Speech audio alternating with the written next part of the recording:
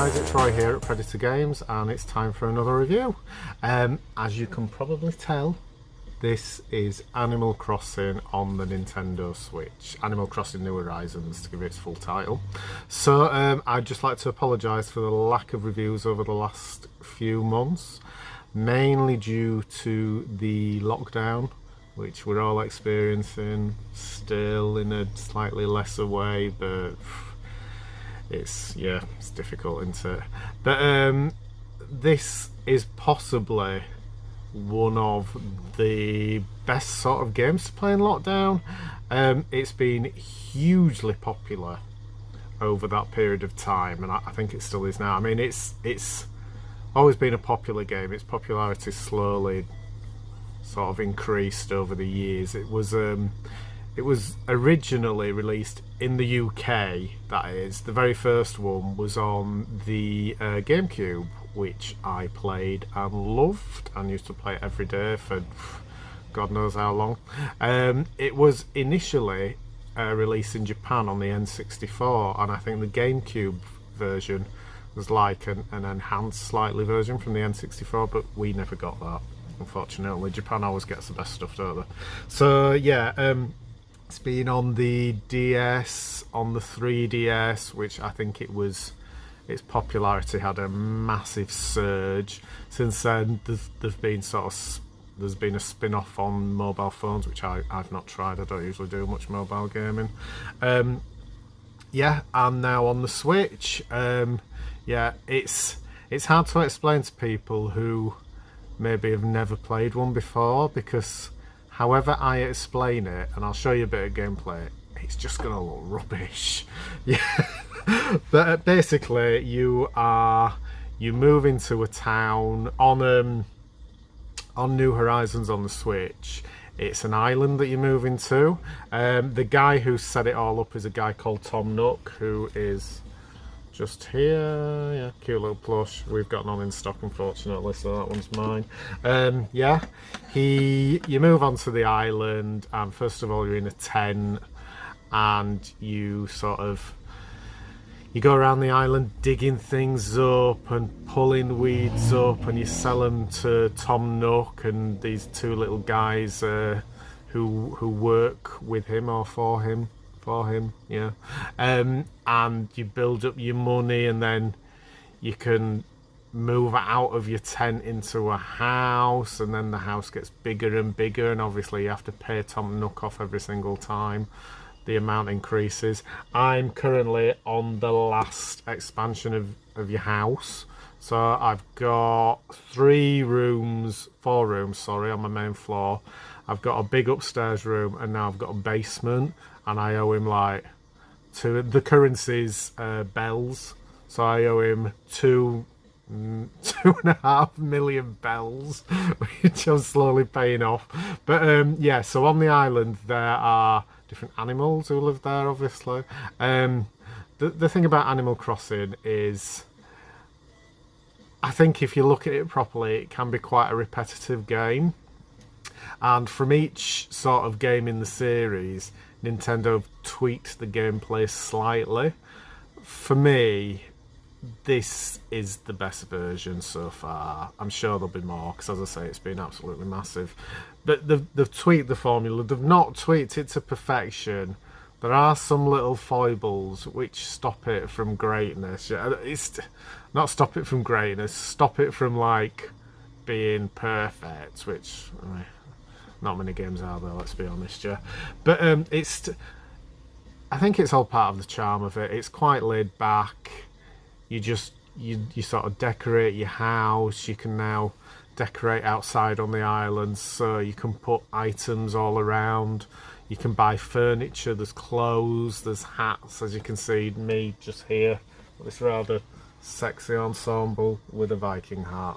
Yeah, who would have known? Worked so well. Yeah, you can plant trees and flowers and bushes, and there's a lot of crafting in it. You sort of, the other animals, you become friends with the other animals on the island, and you can do chores for and just sort of speak to them, and they have birthdays, and you go to.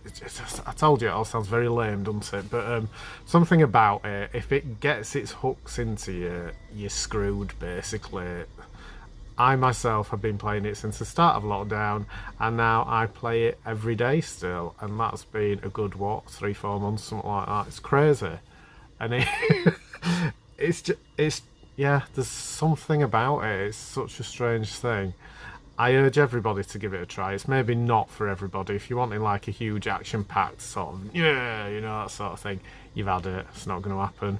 There's a bit of multiplayer in it. I personally think the multiplayer aspect is a bit rubbish. You can fly to other islands. You can get tickets to fly to other islands. They're randomly generated, and basically you go to this island, you chop all the trees down, pull all the weeds up, nick all the plants and all the fruit and stuff, and then you come back to yours and you sell them all to Tom Nook, because he will buy any old crap. Yeah. But then you use that money to buy furniture. There's a shop on your island.